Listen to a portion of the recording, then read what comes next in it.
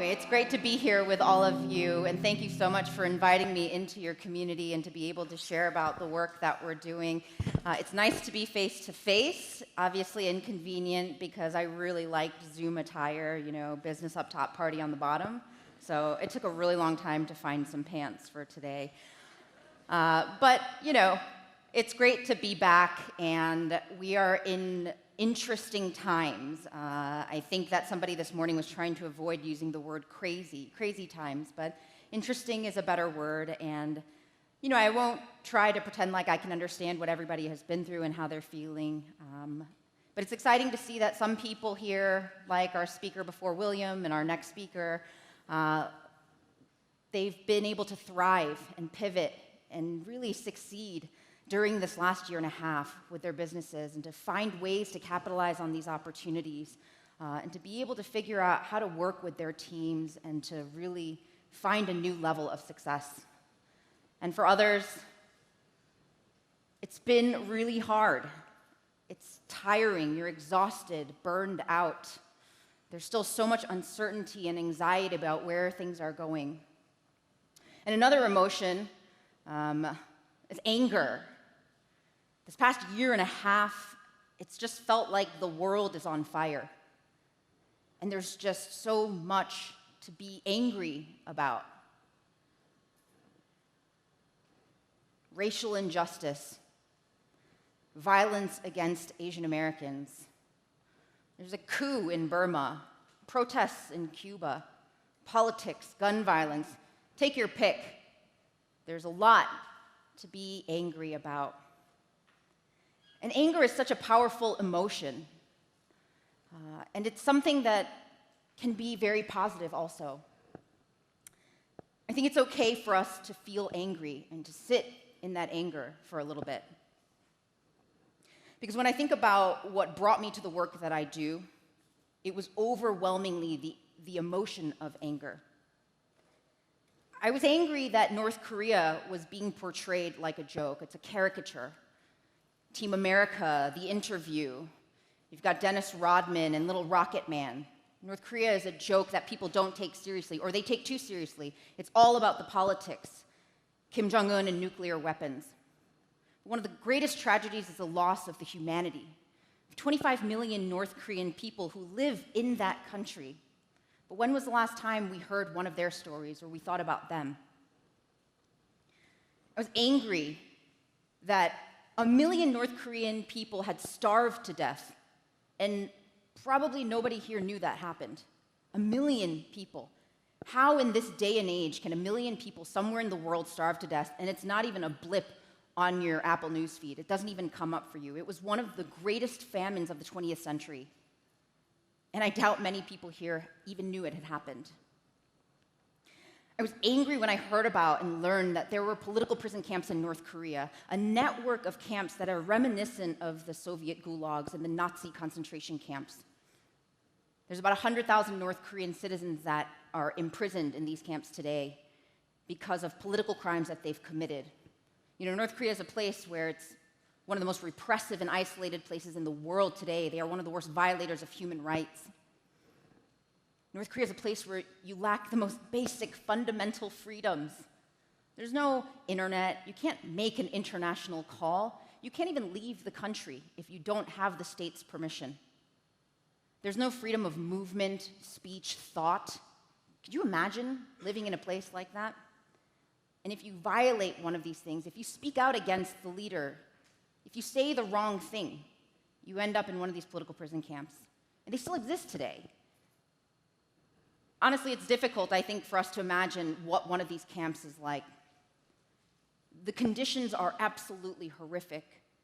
Things like public executions, forced abortions, torture, rape, starvation. These are things that are happening commonplace in the political prison camps. They're happening right now, today, as we sit here.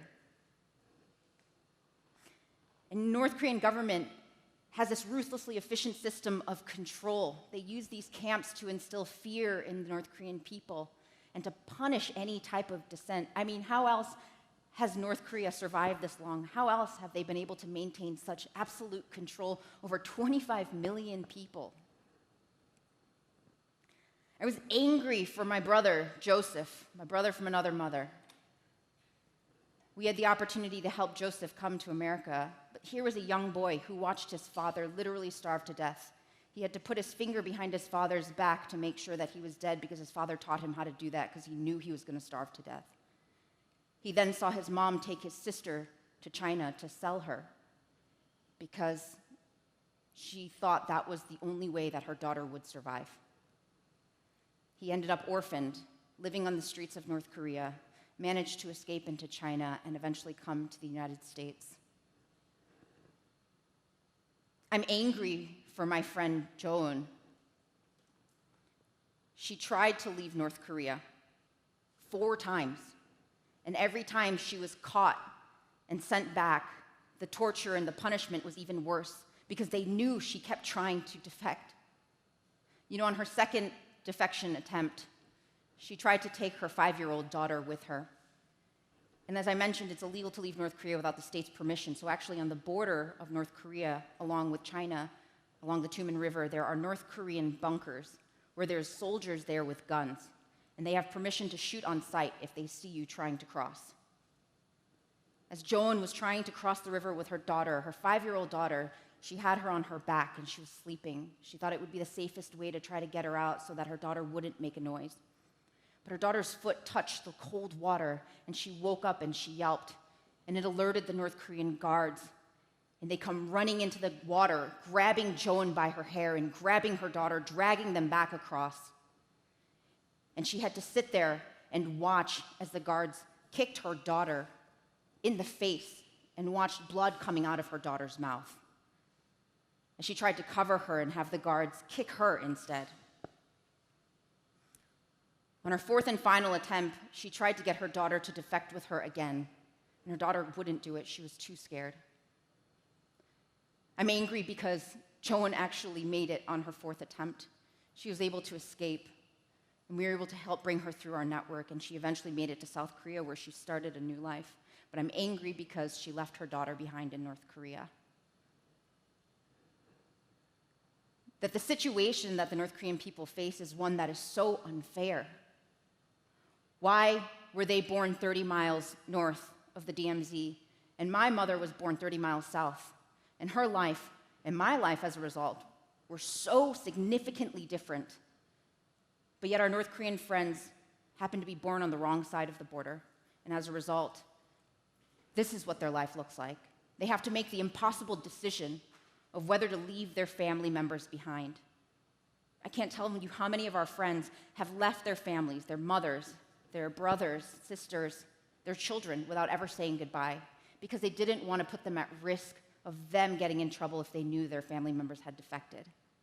Could you imagine leaving and not knowing if you would ever be able to call your family again? Not knowing if you would ever speak to them or see them again. I was angry for this mom in China while trying to escape.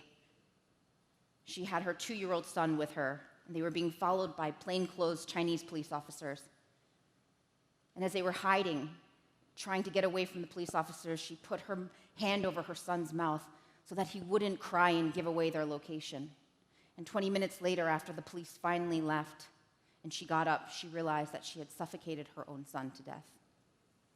And she had to bury him in a shallow grave at the mountain and had to continue on the journey and made it to South Korea. But at what cost? What was the cost of freedom for her? And I'm angry for North Korean women because during the peak of the refugee crisis, over 70 to 80% of female North Korean refugees were being trafficked in China, and most of us here probably didn't know that.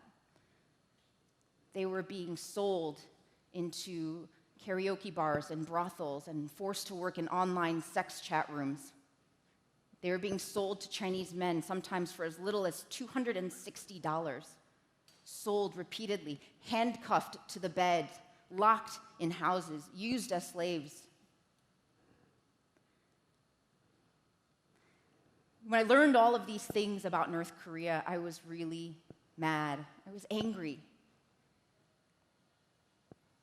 I was angry because it didn't feel like anybody really knew what was happening. Nobody was really paying attention. And I was most angry at myself because I felt so helpless.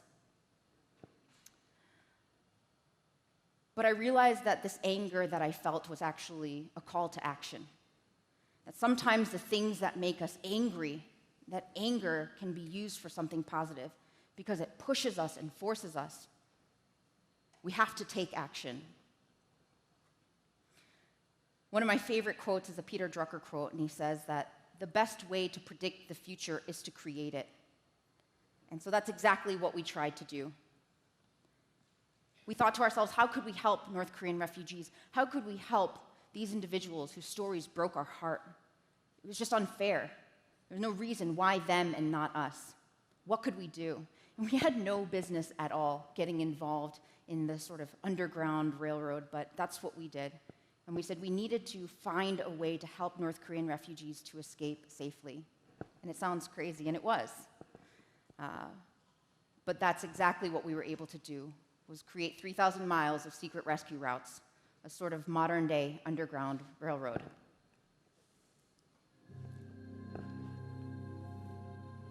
The phone rings. It's a tip from a trusted source. There's a North Korean refugee in China ready to make the dangerous journey to freedom. Our partners on the ground spring into action. Because Chinese authorities actively arrest and return refugees to North Korea, every hour counts. We make contact with the person, telling them to move to a rendezvous point in northeast China. From here, they'll join a group of other North Korean refugees, and together, they'll begin their escape. But what lies between this safe house and freedom is 3,000 miles of foreign country, dotted with security checkpoints, state-of-the-art Chinese surveillance, and the serious threat of being caught and forcibly sent back to the regime. The rescue route is like a modern-day underground railroad.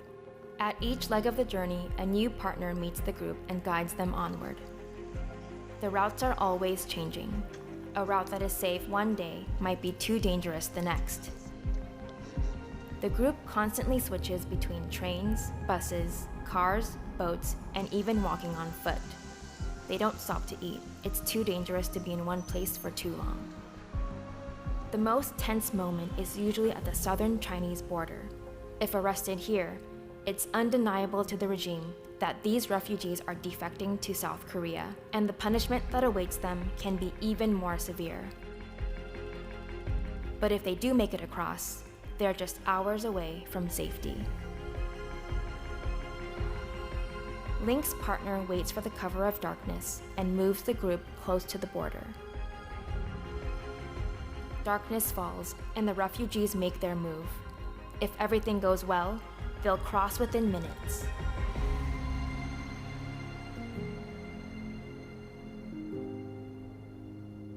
The group safely crosses and the most pressing danger has passed.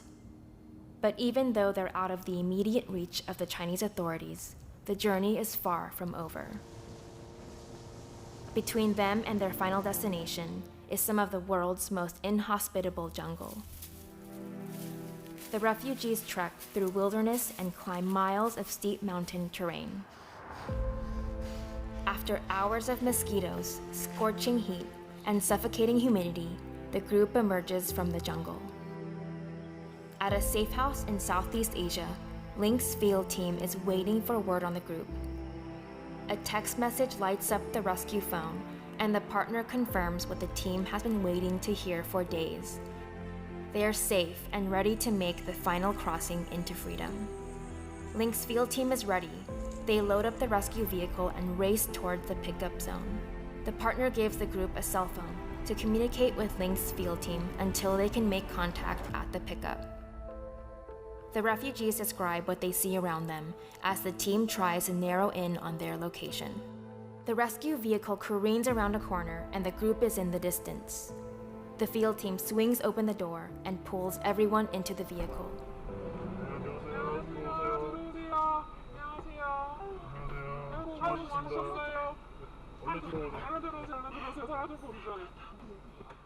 It's likely a local has called the police to report seeing North Korean refugees. They must leave the area as quickly as possible. The group races away from the pickup zone and it starts to sink in. They are finally free for the first time in their lives. Some refugees are overwhelmed with emotion. The tears mix with the sweat and caked mud on their cheeks. Others are so exhausted they collapse into deep sleep. The group of refugees spend time with Link's field staff. They rest, eat, and then learn about the resettlement process, how long it'll take, what benefits they'll receive, and what challenges to expect. Finally, the group is ready to begin the last leg of their journey to South Korea or the United States. Before they leave, the field staff light candles on a cake and the whole group celebrates their newfound freedom. They have traveled the distance of New York to Los Angeles, avoiding authorities, trusting strangers, and moving towards the unknown. And while these refugees have reached freedom, there's another group in Northeast China just beginning.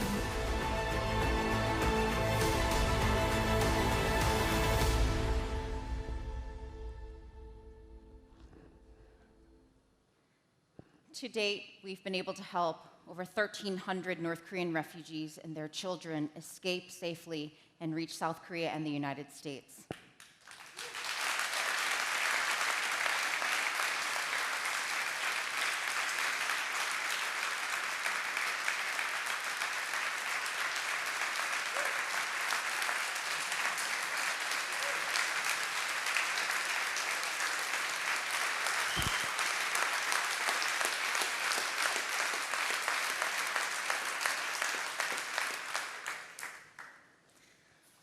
And while I'm incredibly proud of our team and our partners who put their lives on the line to do this work, I'm even more proud of the North Korean refugees who have entrusted us with this incredibly risky journey and have allowed us to be a part of their journey and a part of their story.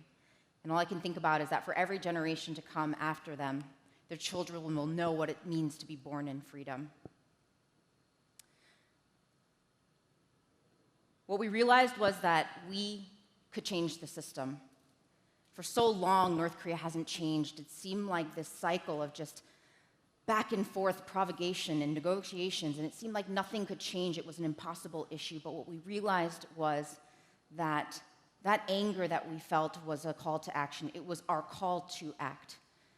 That we could be the ones to create change and to create a better system, to find a solution and to work with our North Korean friends to create a future that they deserved. There's one more quote I wanted to share with you, and this ties back to this idea of anger. It's by Augustine of Hippo, and it says that hope has two beautiful daughters, anger and courage. Anger at the way things are, and courage to see that they do not remain as they are. So for me, I realized that I could not be paralyzed by my own feelings of being overwhelmed by the size of this issue, by feeling so small, by wondering what could a person like me do? What could we actually do when it came to an issue the magnitude of the size of North Korea? But what we realized was through this work, by just doing what we could with what we had, with where we were able to do exactly what that Peter Drucker quote said, which was to be able to work to create the future that we knew the North Korean people deserved. So what are the things that make you angry? My hope is that for all of us here, is that we would not only imagine a better future, but that we would also have the courage to create it together. Thank you.